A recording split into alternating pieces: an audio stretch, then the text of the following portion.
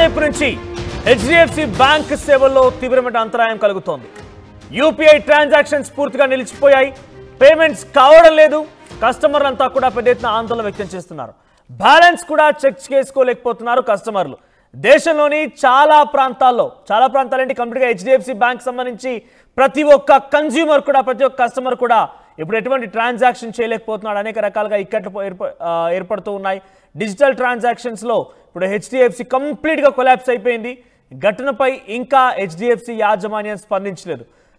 So ప్రస్తుతానికైతే HDFC bank users అంతా కూడా తీవ్ర ఇక్కట్లు ఎదుర్కొంటున్నారు. ఎటువంటి ట్రాన్సాక్షన్ చేద్దామన్నా కూడా అది సహకరించడం లేదు. ఎటువంటి అలర్ట్స్ కూడా రావడం లేదు. So due to some technical issues we are unable to make some transactions అనేది కూడా కొన్ని సందర్భాల్లో వస్తూ ఉంటుంది.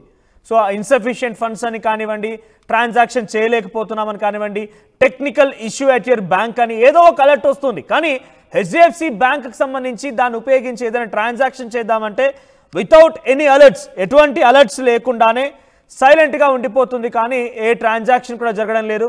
సో ఈరోజు వీకెండ్. సో దేశవ్యాప్తంగా హెచ్డిఎఫ్సి బ్యాంక్ యూజర్స్ అంతా కూడా ఇప్పుడు ఎదుర్కొంటున్నారు ఈ సమస్యని.